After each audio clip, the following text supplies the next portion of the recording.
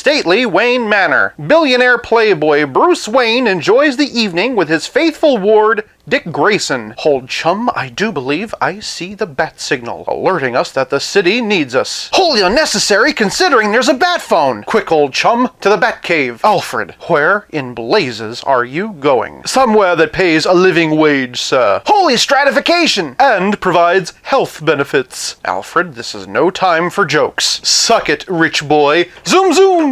Welcome to 5 Points of Articulation, where I review action figures and then articulate 5 points to help you decide if you want to add that figure to your collection. The 5 points I discuss are packaging, presentation, posability, playability, and price. I'm Jason, and if you enjoy my content, please like, share, subscribe, do all the YouTube rigmarole.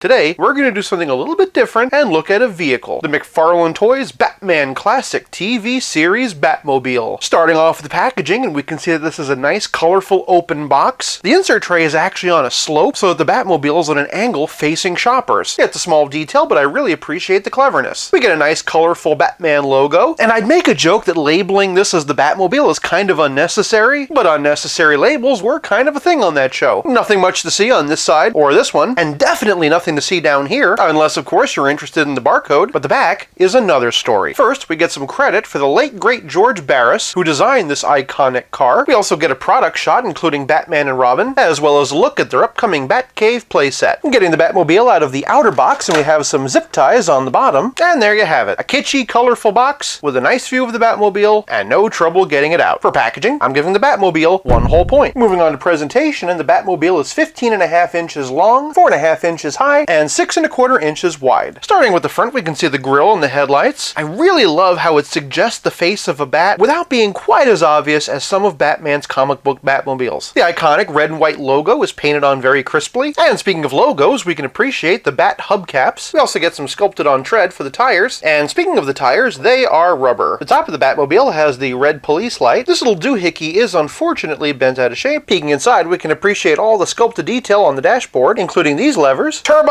to speed, and then just behind the cockpit we have the exhaust ports, and of course we get the Batmobile rocket booster. Flipping it over, and there really isn't a lot of detail underneath, but to be perfectly honest, there doesn't really need to be. After the Michael Keaton Batmobile, the Adam West version is my second favorite. McFarlane has done a fantastic job of capturing that look and feel. My main gripe is that it's pretty much a magnet for fingerprints and dust, but considering that it's nothing but a big piece of glossy black plastic, that was bound to happen. My only other concern is the size. This really doesn't look big enough to accommodate a 6-inch figure. Judging by this picture on the back, it seems that the figures skew intentionally larger, but we're not talking about figures yet. We're talking about the Batmobile, and based only on its own merit, I love it. For presentation, I'm giving the Batmobile 1 whole point. Moving on to posability, and the tires spin, even though it's strictly ceremonial. For posability, I'm giving the Batmobile 1 whole point. Moving on to playability, and the Batmobile does not include any accessories or action features, so we'll be judging it strictly on its merits as a vehicle. Side note, I put some Marvel Legends fire effects in the booster. Do I have the McFarlane Batman and Robin to go along with it? No. But do I have the Mattel Adam West Batman and Robin? Also no. But I do have the NECA one. There's no way he'll actually fit in the Batmobile, but using forced perspective and you can get some pretty cool shots. You can also do the same thing with your classic comic book style figures. Here we have the DC Essentials Nightfall Batman and the DC Universe Classics Robin. Until the McFarlane ones come out, let's try some other figures on for size. First off, we have this Batman from the 2000 collection by Mattel. He stands at just over 6 inches and should be about the same size as the McFarlane ones. This is about as far in as he'll be able to get. I was able to get Pizza Spidey in there, but that's mainly because of how skinny and posable he is. Stealth Iron Man fits in there just fine, but I think we all know why. For another 6-inch scale figure, we have Batman Unlimited. He's a little bit big, but not only does he fit, he can even grab the steering wheel. Next, we have Batman the Brave and the Bold. Not only is he a perfect fit, but this particular Batmobile goes great with that show's aesthetic. Next up, we have Total Justice Batman by Kenner. The scale is great, but there is no way that this is happening. Next up, we have the new Batman Adventures by Hasbro. As long as you take off the cape, he fits just fine. Here, we have Batman and Robin from Batman and Robin. I want a car. Chicks dig the car. You'll get nothing and like it. It's a bit of a tight squeeze because of how splayed out his legs are, but you can get it to work. This should be my car. The colors are my colors. Shut up, Wesley. Continuing the Schumacher trend, here's Batman and Robin from Batman Forever. Just like the real Batman Forever, it isn't perfect, but it works. And I'm very surprised that Robin can fit in perfectly without taking off his cape. Next up, we have Batman, the animated series. Since both of their capes are cloth, they fit in with no trouble. And speaking of the boy wonder, here's Batman along with the Robin that Kenner created for Batman Returns. Spoiler alert, if you didn't know, they both share the exact same body, so naturally, they fit just fine. For another Michael Keaton figure, here's Beetlejuice. But this is the pairing that I'm most excited to see, Batman and Robin from the Kenner Superpowers collection. As you can see, my Batman is well loved and has lost his cape, but not only does he fit in this Batmobile, he looks perfect. This is the scale that McFarlane should be making these figures. Don't believe me? Here it is side by side with the Keaton Batmobile. As you can see, it's a little bit lower to the ground, but it's still the same general size, meaning that it's in the same scale. Here we have the Batmobile from Legends of Batman by Kenner. Relatively speaking, this Batmobile is a little bit shorter, but the wheels are the same size, which again, to my eye, makes them the same scale. But the crazy thing is you can actually fit 6-inch figures in this one, even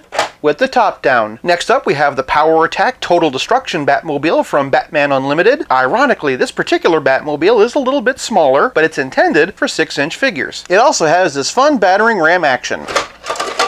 And lastly, we have the Cape Crusader Batmobile by Spin Master. This particular Batmobile is a great mix and match of different looks from movies, comics, and video games, and even though it's technically marketed for 12-inch figures, it perfectly fits 6 and 7-inch ones. Regardless of when I'm able to get a hold of those new McFarlane figures, or how well they fit, this Batmobile is a lot of fun all on its own. For playability, I'm giving the Batmobile 1 whole point. This leaves us with nothing left to discuss but the price. I picked up the Batmobile for $30 at Target, which I thought was a pretty good value to me, and hopefully this video's helped you figure out if it's a good value for you. For price, I'm giving the Batmobile 1 whole point for a grand total of 5 out of 5. I hope you enjoyed this look at the McFarlane Toys Batman Classic TV Series Batmobile. Thank you so much for watching. If you like this video, do me a favor and give it a like. While you're down there, sound off in the comments and tell me which Batmobile is your favorite. I'll be back again real soon. Same bat time, same bat channel. Until then, play nice and have fun.